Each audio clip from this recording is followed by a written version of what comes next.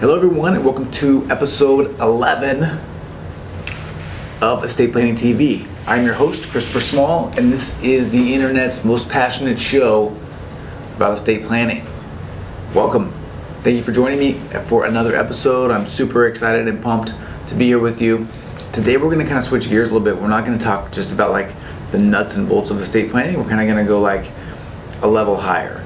And for me, this is the type of thinking, the type of planning. This is where I like to hang out at this level, because this is really where the magic happens. You know, estate planning, as far as just transferring your assets, there's not as much value there if there's nothing behind it, right? So today what we're going to be talking about is why you should talk to your kids about money. I can't tell you how many people have come into my office and they have ideals and thoughts and goals and dreams with the way that they want their families to turn out and the things that they want to do with their assets to give their kids and their grandkids and their great-grandkids opportunity without a silver spoon, right? But then when I ask them if they are talking to their kids about their assets and if they're talking to their kids about the way that they're investing their money, and they're talking to their kids about their estate plan, about their goals, they say no, and they're afraid to do it. And you may be in this same boat. And I don't know if this fear comes from having to have like real talk and be honest about where you're at and where you're going and what you want, or if you're afraid that your kids are going to take advantage of your money, or if they're going to be lazy, just sort of waiting for you to die. All of these things I think kind of come into play. All of these fears come into play when it comes to this stuff. And also traditionally, just in the United States, talking about money has always kind of just been something that you kept private. It's not something that you discussed a lot unless you're in specific circles, and that sort of stigma, I guess, around it kind of makes it difficult for us to change our ways. But today I am imploring you to reconsider, and there are a few reasons why I think this is important. The first reason is just simply education.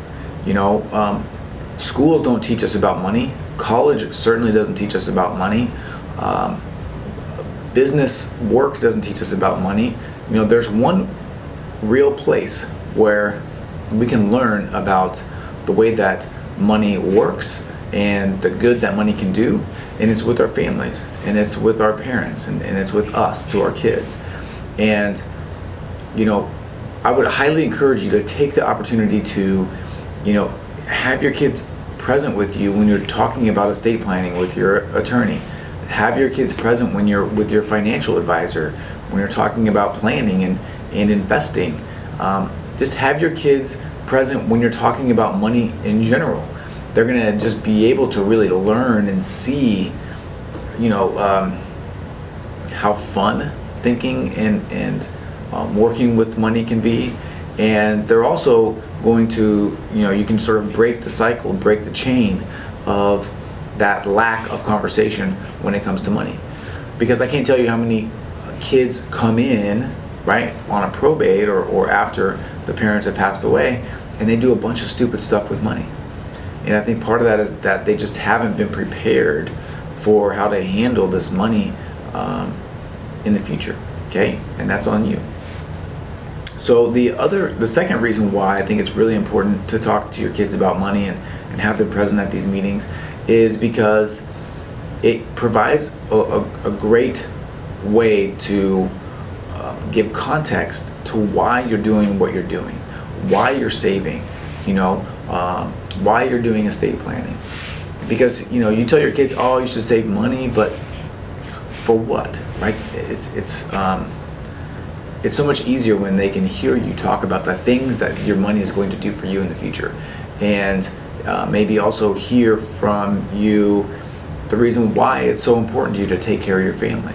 These kinds of things are going to become ingrained in them as well, and that's going to sort of help to carry over that responsibility for their own money and maybe for your assets once they come into their possession. So it's super important, just context, the why. The reason why you're doing everything has got to be one of the most important ways to get your kids to do what you want. Just tell them why you're doing it. Third and finally is experience, right? Tell your kids how you messed up with money. Tell your kids where you went wrong and what you wish you would have done, and then go back to that why. Talk about why it's important to you to invest for retirement and think about retirement and get long-term care insurance because of the experience that you had with your own grandparents or with your own parents, as they get older, and how you really, how that affected you, not just from a monetary standpoint, but from an emotional standpoint and from a psychological standpoint.